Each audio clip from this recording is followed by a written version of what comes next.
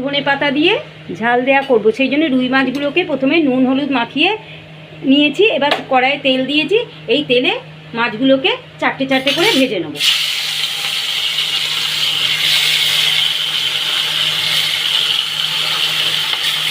চারটে চারটে করে ভেজে নেব, দিয়ে এই ধনে পাতা আর এই সর্ষেটা বেটে নেবো মাছের ঝালে দেবো বলে। মাছগুলো লাল লাল করে ভেজে তুলে নিয়েছি। এবার সর্ষের তেল কড়াই দিয়ে কালো জিরে ফোড়ন দিলাম আর দুটো কাঁচা লঙ্কা ফোড়ন দিলাম, দিয়ে এই সর্ষেটা বেটে রেখেছি, দুটো কাঁচা লঙ্কা দিয়ে সর্ষেটা বেটে রেখেছিলাম ওইটা এবার ফোড়নটা নাড়াচাড়া করে গ্যাসের ফ্লেমটা একটু বাড়িয়ে দিলাম, শিঙেছিল, নাড়াচাড়া করে এবার এই সর্ষেটা দিয়ে দেবো।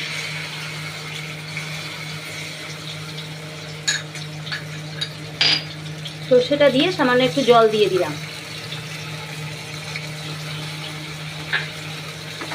এবার নাড়াচাড়া করে এতে সামান্য একটু হলুদ দিয়ে দিলাম, 8 চামচ হলুদ আর 8 চামচ লবণ দিয়ে দিলাম,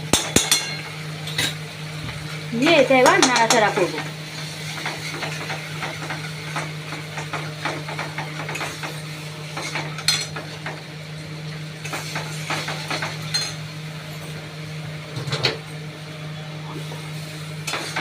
এরপরে এতে এই যে ধনে পাতাটা বেটে রেখেছিলাম সেইটা দিয়ে দিলাম, ধনে পাতা বাটাটা দিয়ে নাড়াচাড়া করব। একটুখানি চিনি দিয়ে দিলাম টেস্টের ব্যালেন্সের জন্য, সামান্য একটু চিনি দিয়ে এটা ফুটতে দেবো, দিয়ে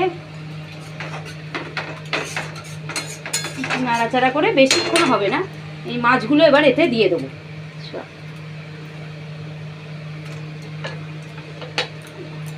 ওপর দিয়ে একটু লেবুর রস দিয়ে দিলাম আর একটুখানি সর্ষের তেল, কাঁচা সর্ষের তেল ওপর দিয়ে ছড়িয়ে নিলে তৈরি হয়ে গেল ধনে পাতা সর্ষে বাটা দিয়ে মাছের ঝাল দেয়া। এবার গ্যাসের ফ্লেমটা অফ করে দিয়ে রুই মাছের রেসিপিটা যদি আপনাদের ভালো লেগে থাকে তাহলে দয়া করে আমার চ্যানেলটাকে সাবস্ক্রাইব করবেন, লাইক শেয়ার কমেন্ট করারও অনুরোধ থাকলো।